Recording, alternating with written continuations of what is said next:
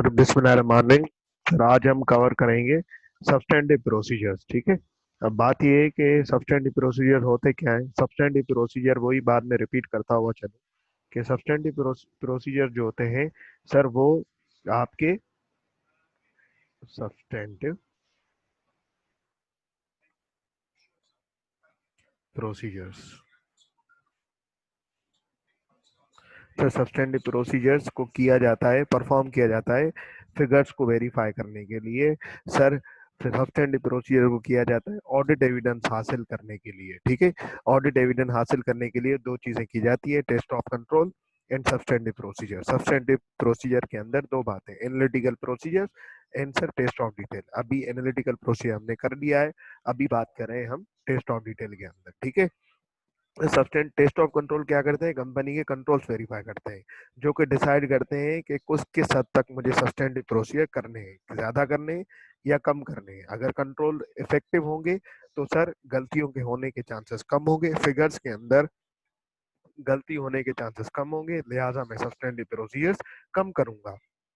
पर अगर test of control ineffective होंगे तो सर गलतियां होने के चांसेस ज्यादा होंगे, तो मैं सब्सटेंटिव प्रोसीजर का लेवल बढ़ा दूंगा। सर सब्सटेंटिव प्रोसीजर होता क्या है सर, बैलेंस शीट के जैसे याद करो, जब हम मटीरियलिटी डिसाइड की थी, जब हमने मटीरियलिटी कैलकुलेट की थी, प्लानिंग मटीरियलिटी, परफॉर्मेंस मटीरियलिटी, जब हमने ये कैलकुलेट की थी उसके बाद मैंने आपको बैलेंस शीट के मतलब अकाउंट बैलेंसेस, बैलेंस शीट मतलब अकाउंट बैलेंसेस ऑडिट की लैंग्वेज में, और पीएनएल मतलब सर क्लास ऑफ ट्रांजैक्शन के अंदर मैंने आपको ये बताया था कि ये ऑडिटर की जजमेंट के ऊपर होता है कि जो बैलेंस परफॉर्म मटीरियलिटी से नीचे है, जो उसके हिसाब से जिसके अंदर रिस्क नहीं है, क्वालिटेटिवली क्वांटिटेटिवली, क्वांटिटेटिवली मतलब जो परफॉर्म मटीरियलिटी से नीचे है, क्वालिटेटिवली मतलब कि जो भले परफॉर्म मटीरियलिटी से नीचे हो लेकिन ऑडिटर को लगता है कि इसके अंदर गलती होने के चांसेस होंगे, फ्रॉड होने का चांसेस होगा, तो सर उसके अंदर ऑडिटर की मर्जी होती है कि बैलेंस शीट के सारे हेड्स जो आ रहे हैं, property plant equipment, intangible asset, sir long term loan, short term loans, investment, sir debtors, inventory, sir stock, store in transit, cash at bank, उसके अलावा कैश एंड हैंड। अगर मैं लाइबिलिटी साइड पे आ जाऊं तो creditors, accrued liabilities, accrued expenses, sir ये सारी बातें sir, short term loan, long term loan. उसके बाद अगर आप आ जाएं कैपिटल की तरफ, share capital, share capital. Sir अब बात ये है कैपिटल, अब बात ये है कि इसके अंदर कौन कौन से हेड जिस पे मुझे काम करना है, कौन कौन से हेड जिस पे मुझे काम नहीं करना है। ठीक है ना। तो कौन से हेड मटेरियल सिग्निफिकेंट है, कौन से हेड जो है मटेरियल सिग्निफिकेंट है, कौन से हेड मटेरियल इनसिग्निफिकेंट है, तो कौन से हेड पे मुझे काम करना है, कौन से हेड पे मुझे काम नहीं करना है। जिस हेड पे मुझे काम करना है वो मटेरियल सिग्निफिकेंट होगा, जिसके जिस हेड में मुझे काम नहीं करना है वो मेरे लिए मटेरियल इनसिग्निफिकेंट होगा। उसी तरीके से सेल के लिए भी यही होता है, कॉस्ट ऑफ गुड सोल्ड के लिए भी यही होता है। एक्सपेंसेस के अंदर salary expenses, electricity expenses, rent expenses, taxation, ये जिन हेड पे मैं काम करूंगा वो मेरे लिए सर मटेरियल सिग्निफिकेंट होंगे, जिन पे काम नहीं करूंगा वो मेरे लिए मटेरियल इनसिग्निफिकेंट होंगे। तो ये हिसाब किताब होता है। ठीक है। तो सर अभी ना हम आगे बढ़ते हैं सस्टेनेबल प्रोसीजर। लेट सपोज अभी ना हम एक एक करके सारे हेड वेरीफाई करने जाएंगे, हर हेड को वेरीफाई करने के अलग सस्टेनेबल प्रोसीजर है। याद रहे कि बैलेंस शीट की असर्शन कितनी होती है। हम स्टार्ट करते हैं शुरू शुरू में प्रॉपर्टी प्लांट इक्विपमेंट से। हम स्टार्ट करते हैं सर प्रॉपर्टी प्लांट इक्विपमेंट में। ठीक है। इसको वेरीफाई करने के लिए सबसे पहली चीज अभी हम चेक क्या करने जा रहे हैं सर, अब देखो I F R S IAS 16 है ये। ठीक है ना। आईएएस पे आपकी ना अच्छी खासी ग्रिप होनी चाहिए, जब भी आप ऑडिट कर सकेंगे, वरना आप सही तरीके से ऑडिट नहीं कर सकेंगे। आपको ना IAS 16 की अच्छी खासी ग्रिप होनी चाहिए। जैसे कि आपको पता होना चाहिए कि पीपीई के अंदर किस तरीके से क्या क्या हो रहा होता है, पीपीई का डिस्क्लोजर किस तरीके से बनता है, पीपीई के अंदर मूवमेंट के अंदर क्या होता है, ओपनिंग बैलेंस तो पता होता है सर, पीपीई की मूवमेंट में क्या क्या आ रहा होता है, पीपीई किसका हेड है, ये सारी चीजें सर पीपीई बैलेंस शीट के अंदर कवर होता है। तो बैलेंस शीट की जो अजर्शन है वो कौन कौन सी अजर्शन है, अगर मैं बैलेंस शीट की अजर्शन की बात करूं तो कौन कौन सी अजर्शन होती हैं, क्योंकि मैं प्रोसीजर वही हमेशा करूंगा जिसके अगेंस्ट मुझे रिस्क होगा। सर बैलेंस शीट की अजर्शन होती है चार, एक होता है एग्जिस्टेंस, एक होती है एग्जिस्टेंस, सर एक होगी राइट्स एंड ऑब्लिगेशन, एक होगी राइट्स एंड ऑब्लिगेशन, एक होगी राइट्स एंड ऑब्लिगेशन,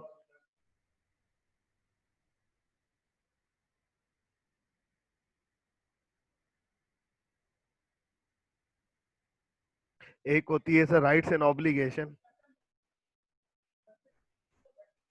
ठीक है, उसके बाद एक होती है sir existence right and obligation completeness, उसके बाद sir valuation, valuation and allocation, valuation and allocation, valuation and allocation.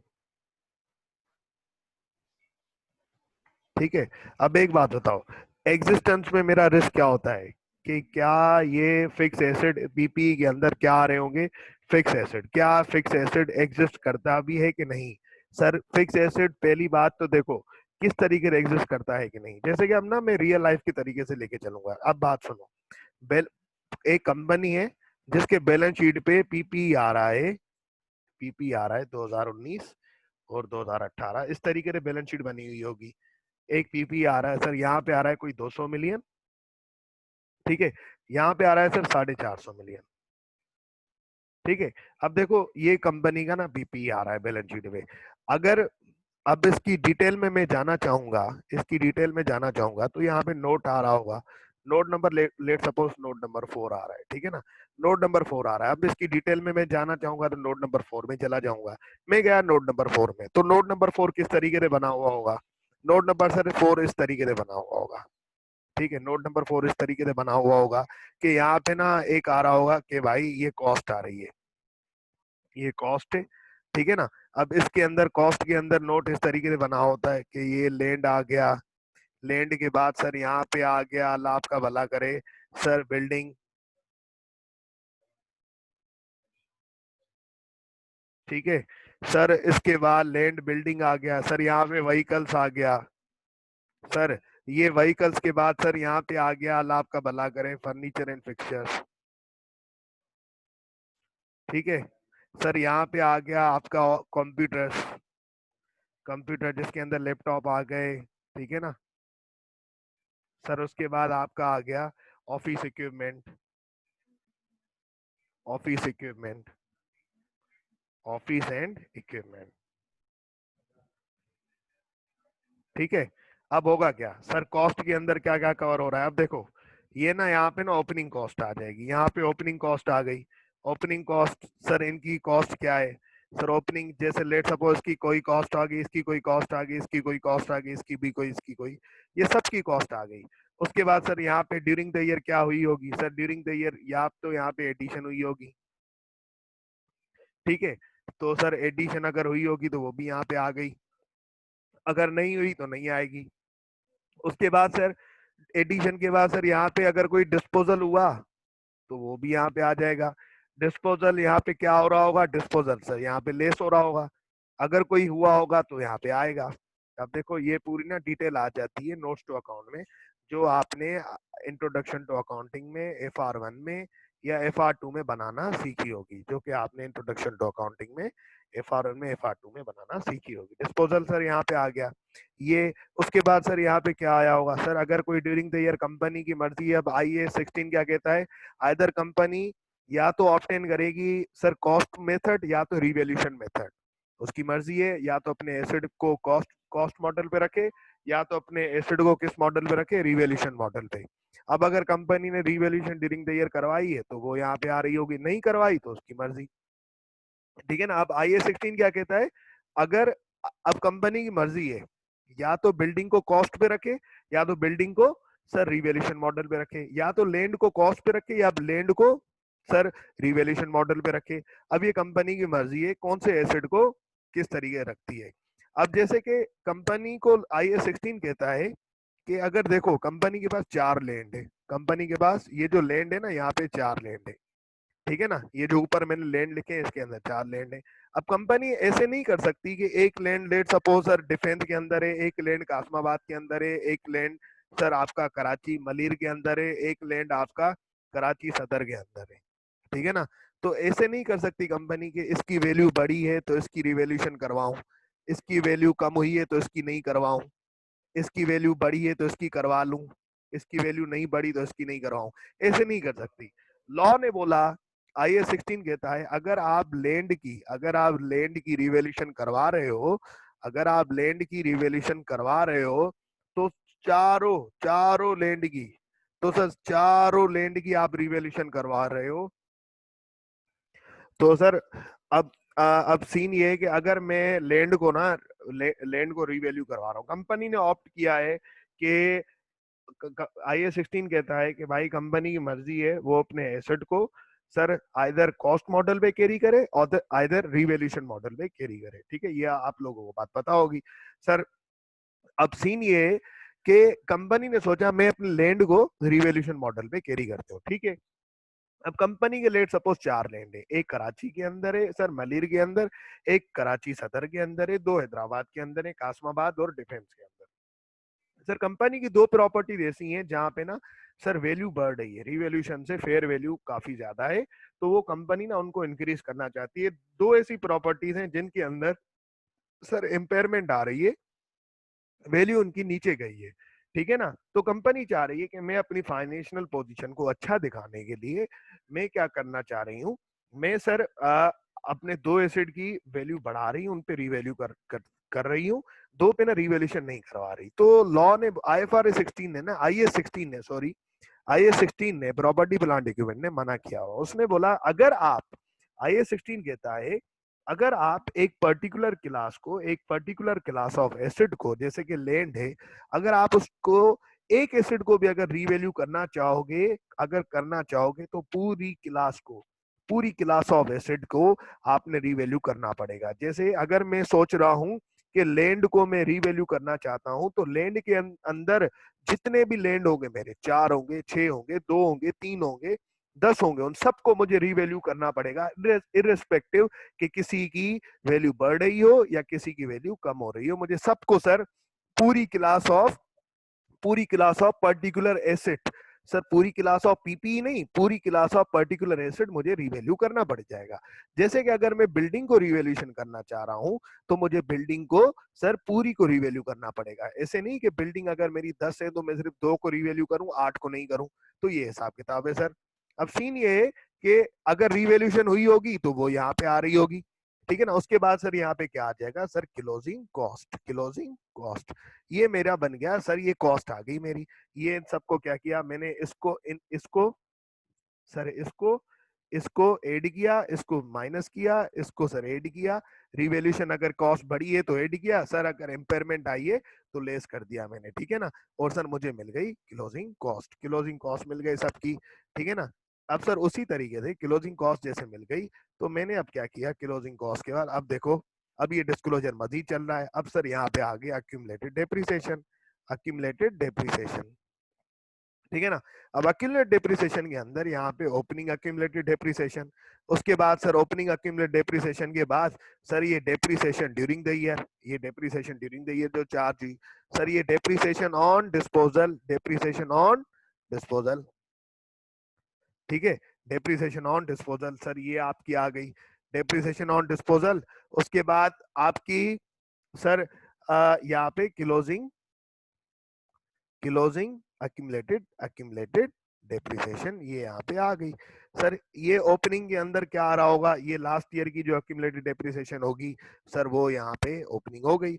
ये डेप्रिसिएशन जो फॉर द ईयर, जिसके अंदर जो जो एसेट मेरे थे ओपनिंग में उन सब की डेप्रिसिएशन, जो एसेट नए इनकी एडिशन हुई है उन सब की डेप्रिसिएशन, जो एसेट डिस्पोजल हुए हैं जितना साल में यूज हुए उन सब की डेप्रिसिएशन। इसमें इस डेप्रिसिएशन के अंदर 3 चीजें आ रही हैं, जो एसेट मेरे पास करंटली मौजूद हैं उन सब की डेप्रिसिएशन, जो एसेट नए एडिशन हुए, जो हमने परचेस किए एसेट, ठीक है, तो सर उनकी डेप्रिसिएशन। अब कितना टाइम, साल में 3 महीने चले, वो 4 महीने चले, 5 महीने चले सर, जब से परचेस किए, जब से अवेलेबल फॉर यूज थे, तब से डेप्रिसिएशन।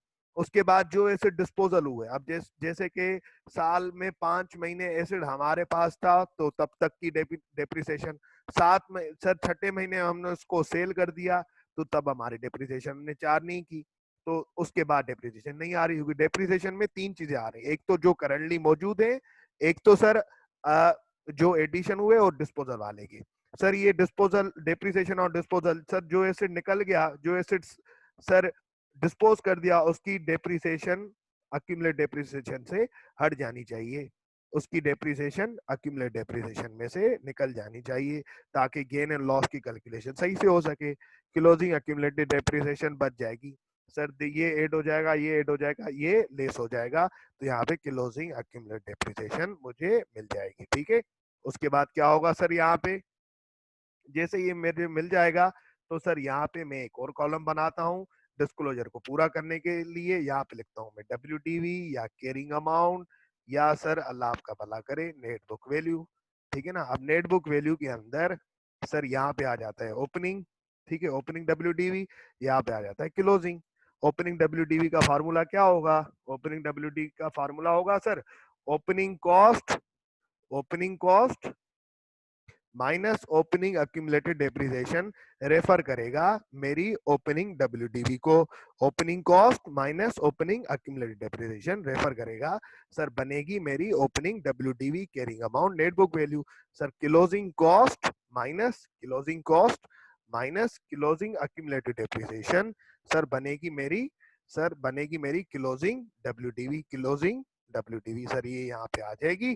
ठीक है ना, ये यहाँ पे मेरा नोट्स टू अकाउंट के अंदर बना हुआ होगा, और ये यहाँ पे जो कॉस्ट आ रही होगी सर, कितनी कॉस्ट आ रही होगी, 450 मिलियन, तो ये कितनी आ रही होगी, 200 मिलियन।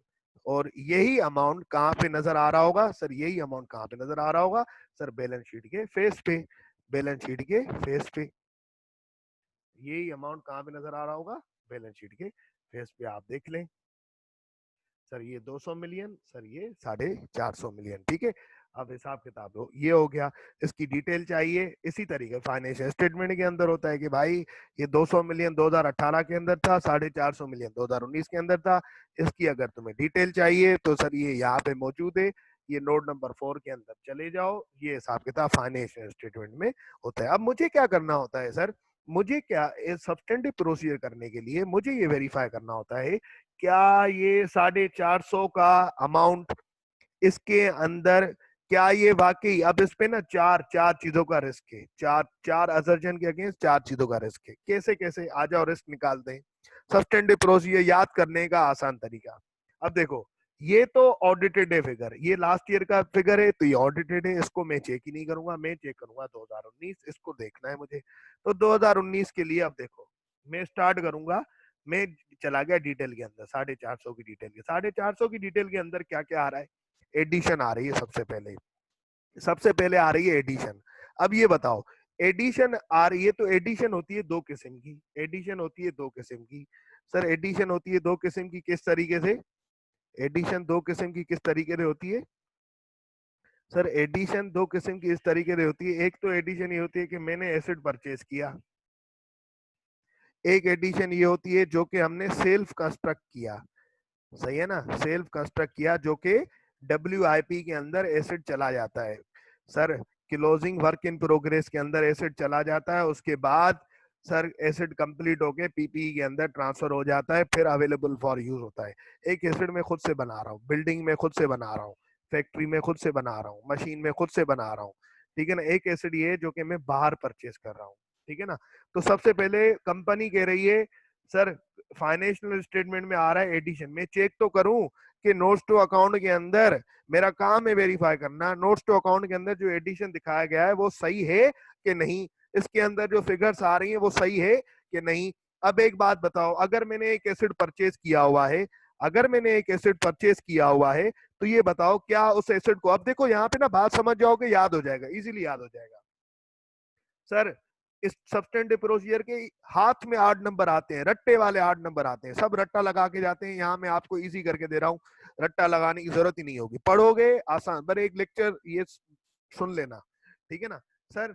सबसे पहले अगर मैं एसिड परचेज करूंगा, अब मैं करूंगा क्या, मैं सबसे पहले ना मैं ये करूंगा, भाई एडिशन की लिस्ट दे दो मुझे। अब देखो, क्लाइंट कह रहा है, कंपनी कह रही है बिल्डिंग के अंदर इतने की एडिशन हुई, व्हीकल्स के अंदर हमने इतने की एडिशन, लेट सपोज व्हीकल के अंदर हमने 6 व्हीकल्स खरीदी। अब यहाँ पे तो टोटल अमाउंट आ रहा होगा ना, यहाँ पे तो टोटल अमाउंट आ रहा होगा, इतनी व्हीकल्स खरीदी हमने, 10 मिलियन की व्हीकल खरीदी। फर्नीचर एंड फिक्सचर हमने 8 मिलियन के खरीदे। कंप्यूटर लैपटॉप्स हमने सर 2 मिलियन के खरीदे। ऑफिस इक्विपमेंट हमने 1 मिलियन के खरीदे।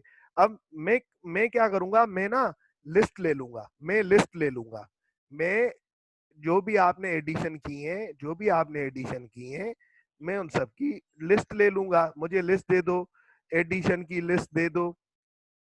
एडिशन की लिस्ट में आ जाएगा कौन सा कंप्यूटर खरीदा, कब खरीदा, कौन सी तारीख पे खरीदा, ठीक है ना, कितने की कॉस्ट थी, सर कौन सा फर्नीचर एंड फिक्सचर खरीदा, फर्नीचर एंड फिक्सचर के अंदर सर चेयर्स खरीदी, सर टेबल्स खरीदी, क्या खरीदा, सब कुछ आ जाएगा। उसके बाद सर आपका अल्लाह आपका भला करे बिल्डिंग कौन कौन सी सर आपने परचेज की, सर अगर आपने कोई प्लॉट परचेज किया तो कहाँ कहाँ पे परचेज किया, वो सारी चीजें एडिशन के अंदर आ जाएंगी। सर ये एडिशन, अब देखो टेस्ट ऑफ कंट्रोल के अंदर आप एक चीज पढ़ के आए थे, जब एसिड में खरीदता हूं तो उसकी एंट्री होती है सर फिक्स एसिड रजिस्टर के अंदर, फिक्स एसिड रजिस्टर के अंदर। अब एक बात बताओ, ये जो एडिशन की लिस्ट होगी इसका टोटल आ रहा होगा, बिल्कुल टोटल आ रहा होगा सर। इसका जो टोटल होगा वो किससे मैच होना चाहिए सर, इसका टोटल मैच होना चाहिए आपका फिक्स एसिड रजिस्टर से। फिक्स एसिड रजिस्टर के अंदर एडिशन आ रही होगी ना, कोई भी चीज कोई भी एसिड में खरीदता हूं वो सर, जैसे मेरी फैक्ट्री में ऑफिस के अंदर रिसीव होता है तो क्या बनता है, good receive note. Good receive note बनने के बाद वो किसके अंदर ऐड हो जाता है सर, फिक्स एसिड रजिस्टर के अंदर, जो कि मैंने आपको बताया हुआ है। फिक्स एसिड रजिस्टर के अंदर हर एसिड की डिटेल आ रही होती है। तो मैंने एक एडिशन की लिस्ट ले ली, उसका टोटल चेक कर दिया फिक्स एसिड रजिस्टर के अंदर कि ये एडिशन की लिस्ट इन्होंने सही से दी है कि नहीं दी। अब ये बात बताओ, ये जो एडिशन की लिस्ट है इसका जो टोटल है, ये इस डिस्क्लोजर से ऊपर जो बना हुआ है शेड्यूल, ऊपर जो शेड्यूल बना हुआ है इससे मैच होना चाहिए, इससे मैच होना चाहिए सर। ये एडिशन का जो टोटल आ रहा है, ये एडिशन का जो यहाँ पे टोटल आ रहा है इन सब का, इससे भी मैच होना चाहिए, बिल्कुल सर इससे भी मैच होना चाहिए, ठीक है ना। सर बात समझ में आ रही है ना सब लोगों को, प्यारे भाई बात समझ में आ रही है सब लोगों को।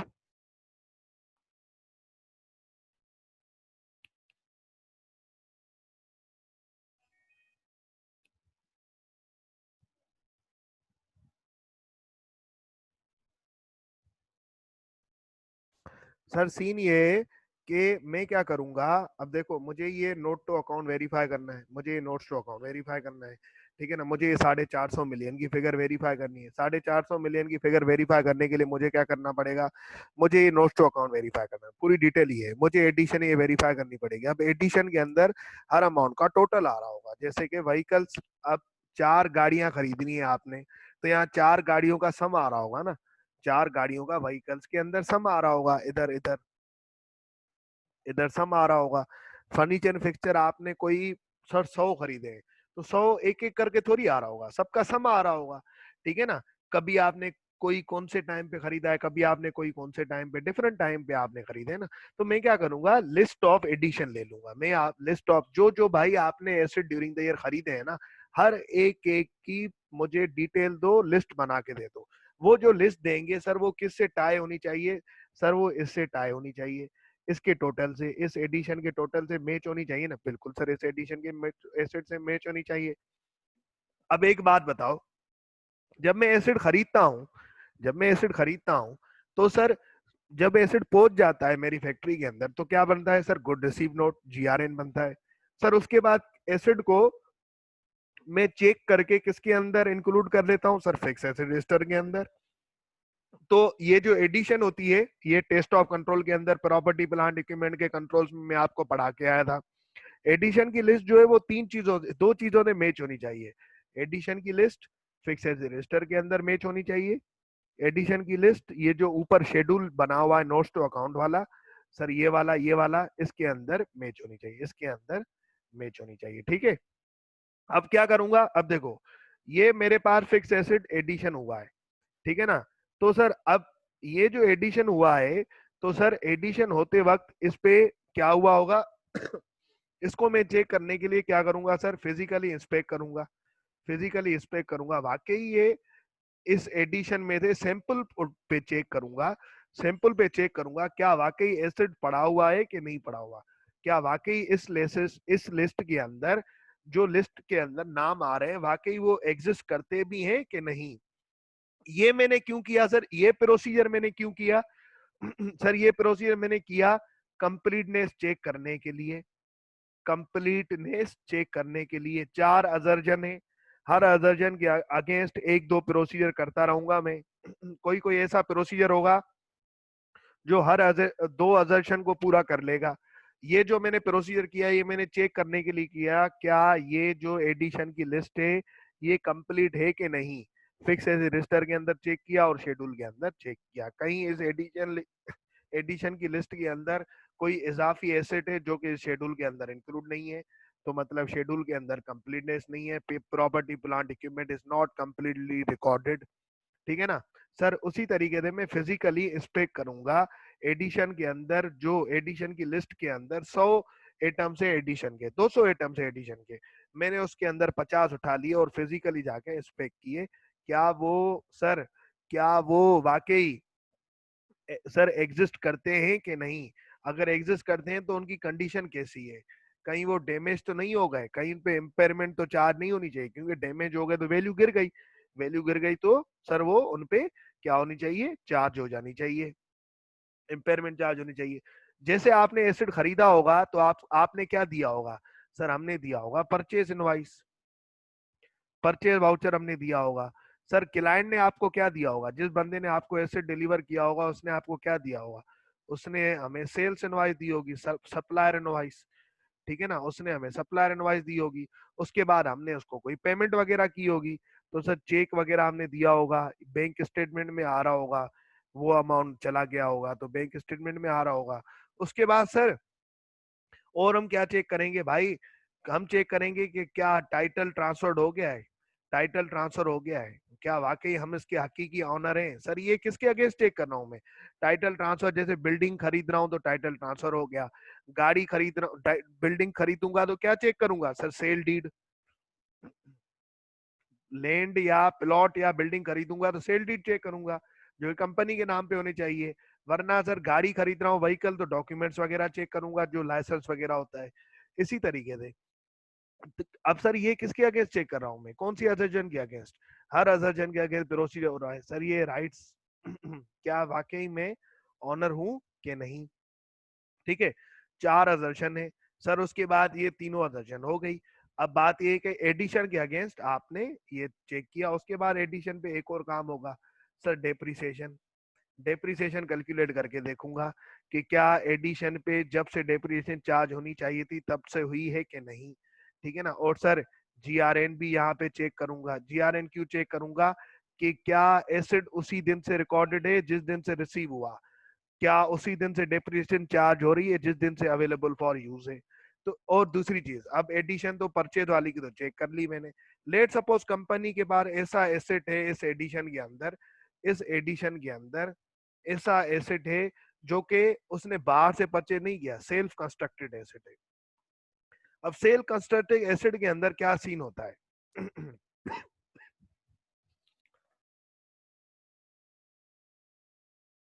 सर सेल कंस्ट्रक्टेड एसेट के अंदर आपने, सर आपने मटेरियल यूज किया होगा सर आपने लेबर, आपके लेबर ने काम किया होगा, आपके ओवरहेड्स लगे होंगे, वेरिएबल ओवरहेड्स, फिक्स्ड ओवरहेड्स, ठीक है ना। सर अगर कोई आपने लोन लिया हुआ है तो उसकी बोरिंग कॉस्ट हुई होगी IS 23 के हिसाब से, ठीक है ना, ये सब कॉस्ट में आ रहा होगा। अब आपने मटेरियल परचेज किया, ब्रिक्स वगैरह खरीदी आपने, आपने सर लोहा वगैरह खरीदा, तो सर इन सब की क्या आ रही होगी, इन सब की सर ये सब मेरी एडिशन की कॉस्ट में आ रहे होंगे, ठीक है ना। कोई एसेट मैंने सेल्फ कंस्ट्रक्ट किया है, मैंने बिल्डिंग खुद कंस्ट्रक्ट की है, तो उसकी कॉस्ट में आ रही होंगी ये सारी चीजें। कॉस्ट बनी तो कैसे बनी मैं चेक करना चाहता हूँ। मटेरियल जो भी चीज खरीदोगे तो उसकी इनवाइस होगी, लेबर की कॉस्ट आ रही होगी, पर आवरली रेट आपने लेबर को पे किया होगा या मंथली पे किया होगा, तो सर उस कैसे पता लगा होगा सर? इसने टाइम शीट जमा करवाई होगी। टाइम शीट मतलब कि कितने आवर्स मैंने काम किया है, कितने आवर्स मैंने काम किया है, 10 दिन काम किया है, 4 दिन काम किया है, महीना काम किया है। तो सर उसने टाइम शीट जमा करवाई होगी, वो आवर्स के हिसाब से कैलकुलेशन करके आपने पर डे उसको चार्ज किया। सर ओवर हेड की आपने कैलकुलेशन कर ली कॉस्टिंग के हिसाब से। बोरिंग कॉस्ट अगर कोई है, अगर आपने लोन लेके सर उसको काम किया है, तो बोरिंग कॉस्ट के हिसाब से यहाँ पे आ जाएगी और ये यहाँ पे कॉस्ट बन जाएगी। दूसरी चीज सर, आप यहाँ पे क्या करोगे कि जो एसिड सेल्फ कंस्ट्रक्टेड है उसकी आपने उसकी आप लिस्ट ले लोगे, उसकी आप लिस्ट ले लोगे। वही एसिड एडिशन में भी आ रहे होंगे सर, और वही एसिड सर कहाँ पे आ रहे होंगे? सर वही एसिड मेरे आ रहे होंगे फिक्स एसिड रजिस्टर के अंदर। सर वही एसिड मेरे आ रहे होंगे सर फिक्स एसिड रजिस्टर के बाद, वही एसिड मेरे आ रहे होंगे शेड्यूल के अंदर। तो सर ये सेल्फ कंस्ट्रक्टेड एसिड के लिए है। इसी तरीके से मेरी यहाँ पे एडिशन वेरीफाई हो गई, एडिशन मेरी वेरीफाई हो गई। अब मैं आ गया सर डिस्पोजल के अंदर। डिस्पोजल के अंदर सर यहाँ तक सब कुछ क्लियर है? कोई चीज यहाँ पे मसले वाली तो नहीं? कोई सवाल तो नहीं है? यहाँ पे सवाल है तो मुझे बताएं सर। बिल्कुल इजी है। एडिशन जैसे सर हम कर रहे होते हैं उसी तरीके से काम है, जैसे IS 16 के अंदर पढ़ के आए हो वही काम चल रहा है, मैं वही चीजें रिपीट कर रहा हूँ, सैंपल पे करता जा रहा हूँ मैं, ठीक है। अब यहाँ पे आ जाता हूँ डिस्पोजल पे। अब मैं इस लिस्ट में डिस्पोजल को वेरीफाई करने जा रहा हूँ। अब डिस्पोजल के लिए होगा क्या? डिस्पोजल के लिए ये होगा अब मैं डिस्पोजल वेरीफाई करने जा रहा हूँ इस लिस्ट के अंदर।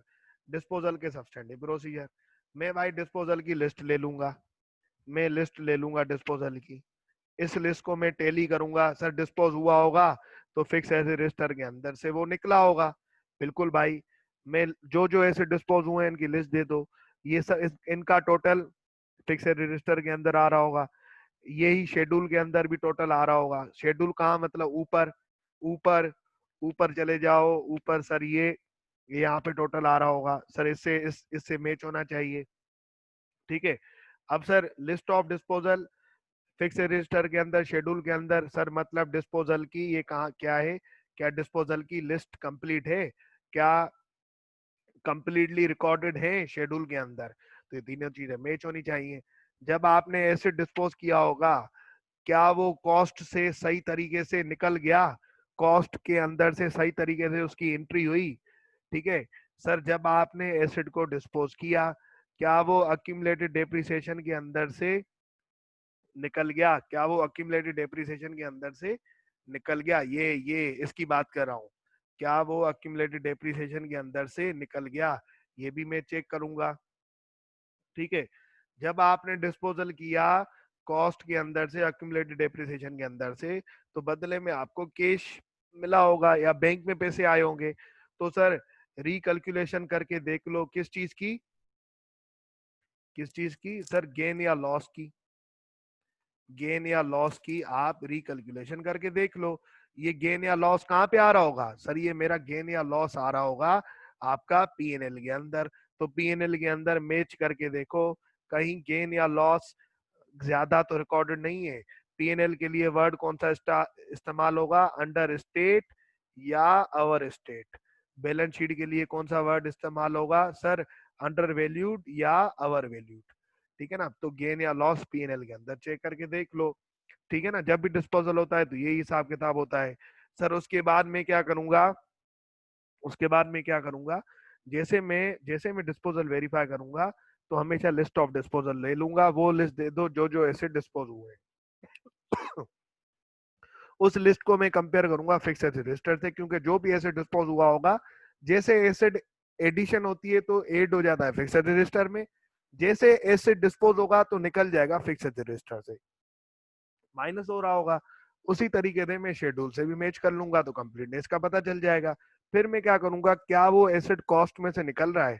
क्या वो एसिड अक्यूमुलेटेड डेप्रिसिएशन में से निकल रहा है? क्योंकि कॉस्ट क्रेडिट होती है, अक्यूमुलेटेड डेप्रिसिएशन डेबिट हो रही होती है। तो बदले में कैश या बैंक पैसे आ रहे होते हैं, कैश या बैंक डेबिट हो रहा होता है।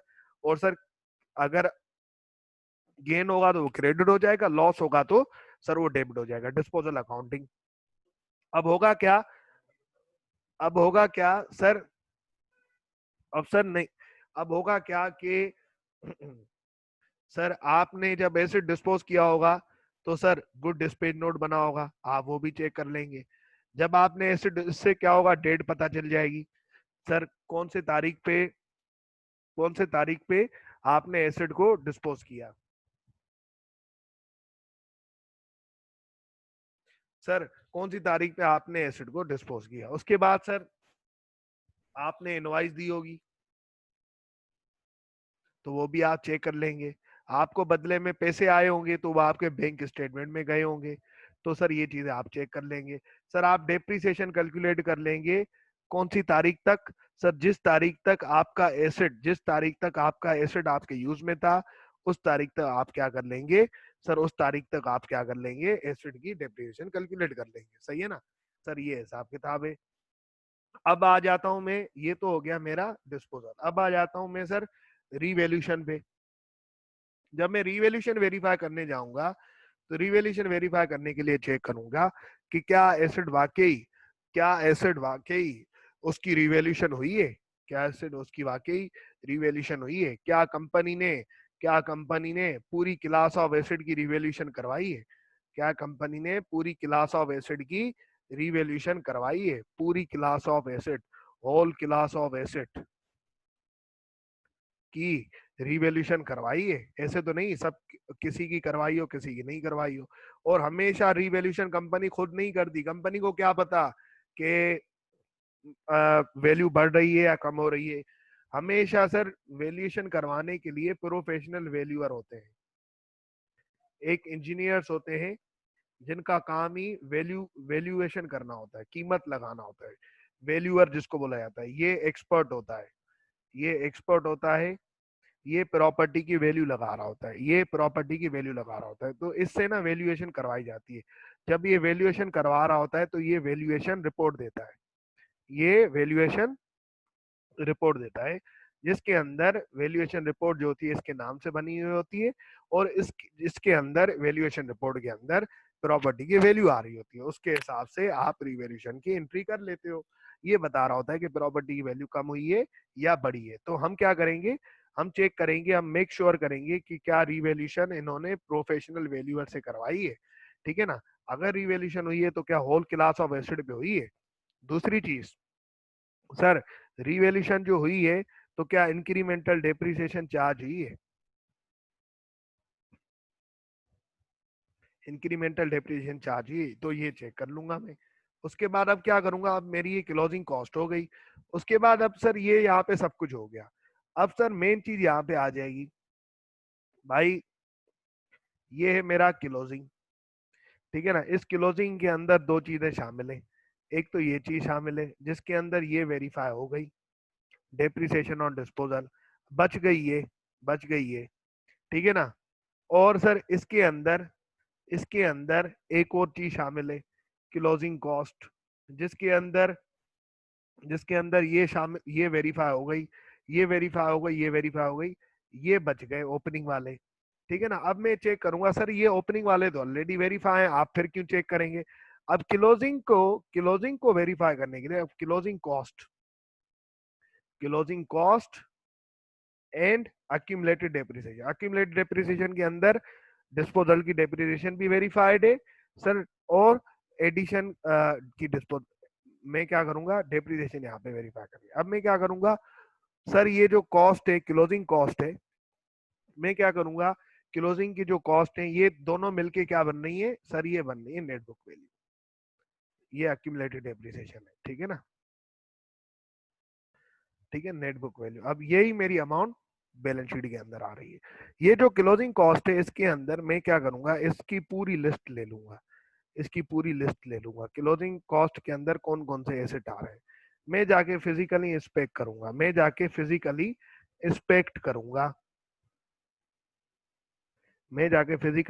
करूंगा। ईयर एंड पे, जो कि मैं ईयर एंड पे जाता हूँ फिजिकली इंस्पेक्ट करने। और एग्जिस्टेंस चेक करूंगा, क्या एसिड रियल में एग्जिस्ट कर रहा है कि नहीं। ठीक है ना। जो एसिड लिस्ट के अंदर है क्या वो रियल में है कि नहीं। ठीक है ना। क्या ये एसिड कंप्लीटली बनाई गई है। तो मैं क्या करता हूँ, मैंने बोला कि भाई ये एसिड दिखाओ, ये मैंने शीट से उठाया, इन्होंने मुझे फ्लोर पे दिखा दिया।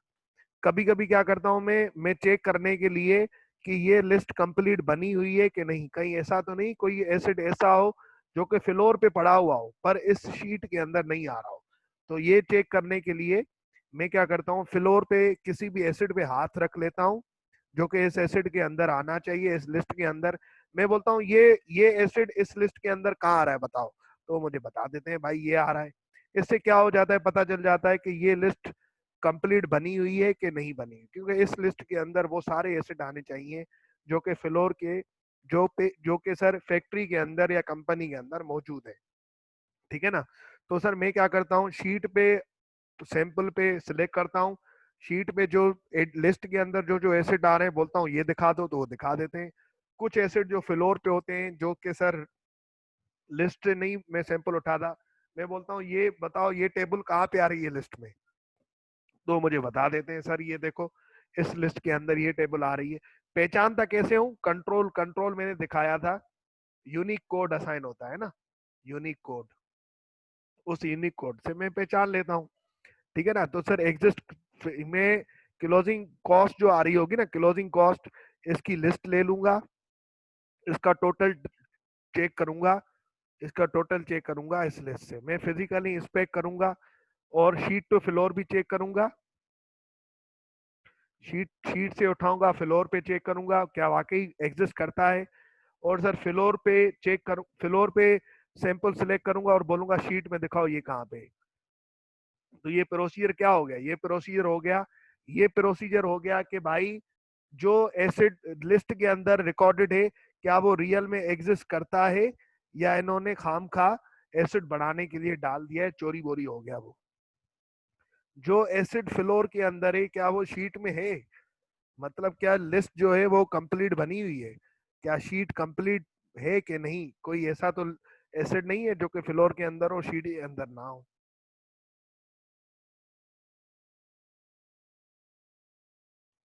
ठीक है। तो सर अब ये हिसाब किताब है। उसके बाद में क्या करूंगा, उसके बाद में ये करूंगा कि सर मैं जब ये फिजिकली चेक करने जाता हूं तो मैं कंडीशन भी चेक कर लेता हूँ एसिड की,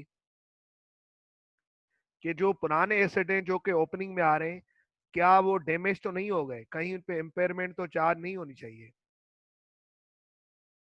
कहीं उन पे इम्पेयरमेंट तो चार्ज नहीं होनी चाहिए। अच्छा दूसरी चीज मैं आप लोगों को यहाँ बताना भूल गया, जब मैं एडिशन, जब मैं ये सेल्फ कंस्ट्रक्ट करता हूँ यहाँ पे एसिड, जब मैं सेल्फ कंस्ट्रक्ट करता हूँ यहाँ पे एसिड, तो दो तरीके होते हैं, दो तरीके खर्चे होते हैं, एक होता है रेवेन्यू एक्सपेंडिचर, एक होता है कैपिटल नेचर का एक्सपेंडिचर। मैं क्या करता हूँ इस सेल्फ कंस्ट्रक्टेड एसिड की कॉस्ट में चेक करता हूँ कि कहीं ऐसा तो नहीं है कि रेवेन्यू एक्सपेंडिचर कैपिटलाइज हो गया हो जो कि नहीं होना चाहिए। मैं कॉस्ट में से चेक कर रहा होता हूँ, मैं स्कैनिंग कर रहा होता हूँ, स्कैनिंग मतलब एक नजर घुमा लेता हूँ कहीं ऐसा तो नहीं है कि रेवेन्यू नेचर का एक्सपेंस कैपिटलाइज ना हो गया हो। और मैं क्या करता हूँ, ऐसा भी तो सकता है ना जो एसेट जो एक्सपेंस कैपिटलाइज होना चाहिए वो रेवेन्यू के अंदर, सर वो रिपेयर एंड मेंटेनेंस के अंदर, सर वो रिपेयर एंड मेंटेनेंस के अंदर, वो रिपेयर एंड मेंटेनेंस के अंदर कहीं चार्ज ना हो गया, वो रिपेयर एंड मेंटेनेंस के अंदर कहीं सर चार्ज ना हो गया वो पीएनएल के अंदर। तो मैं क्या करता हूँ रिपेयर एंड मेंटेनेंस एक्सपेंस जो है ना उसको भी उठा के वेरीफाई कर लेता हूँ, स्कैन कर लेता हूँ, कहीं जो ऐसा एक्सपेंस जो कैपिटल नेचर का हो कहीं रिपेयर एंड मेंटेनेंस में वो सर एक्सपेंस आउट ना हो गया हो। ठीक है। तो सर मैं क्या करता हूँ, हमेशा जो एसिड मेरे अपने कंस्ट्रक्टेड है ना सेल्फ कंस्ट्रक्टेड, मैं उनकी लिस्ट उठाता हूँ, कॉस्ट का ब्रेकअप लेता हूँ, मैं चेक करता हूँ कहीं ऐसा एक्सपेंस जो रेवेन्यू नेचर का हो जिसको पीएनएल के अंदर क्लासीफाई होना चाहिए, कहीं वो सर कैपिटलाइज तो नहीं हो गया। कहीं मैं सर ये भी चेक कर रहा होता हूँ रिपेयर एंड मेंटेनेंस का एक्सपेंस जो उठा के जो कि पीएनएल के अंदर आ रहा है, कहीं उसके अंदर रेवेन्यू नेचर के आने चाहिए, कहीं ऐसा तो नहीं गलती से वहां पे कैपिटल नेचर का एक्सपेंस आ गया हो जो कैपिटलाइज होना चाहिए। तो ये चीजें मैं चेक कर रहा होता हूँ। उसी तरीके से उसी तरीके से मैं सर यहाँ पे भी कंडीशन इम्पेयरमेंट चेक करूंगा। और सर रही बात डेप्रिसिएशन, डेप्रिसिएशन पे एनालिटिकल प्रोसीजर करूंगा या रिकैलकुलेशन रिकैलकुलेशन करूंगा, रिकैलकुलेशन करके डेप्रिसिएशन ऊपर शेड्यूल से मैच करूंगा और चेक करूंगा क्या वो रीजनेबल है, क्या सही से कैलकुलेटेड है, और जो डेप्रिसिएशन के लिए एसिड की लाइफ दिखाई गई है क्या वो रीजनेबल है, ज्यादा तो नहीं दिखाई गई। ठीक है ना, क्योंकि ये एस्टिमेट होता है, ये एस्टिमेट होता है।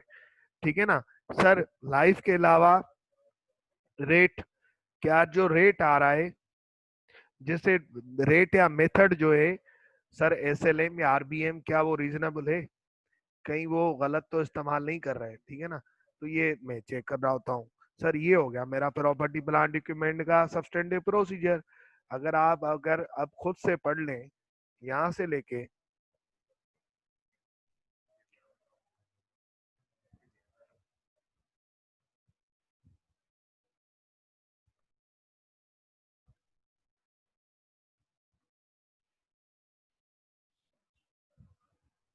सर अगर आप यहाँ से लेके ये पूरा पढ़ लें, आप ये पूरा पढ़ लें आप,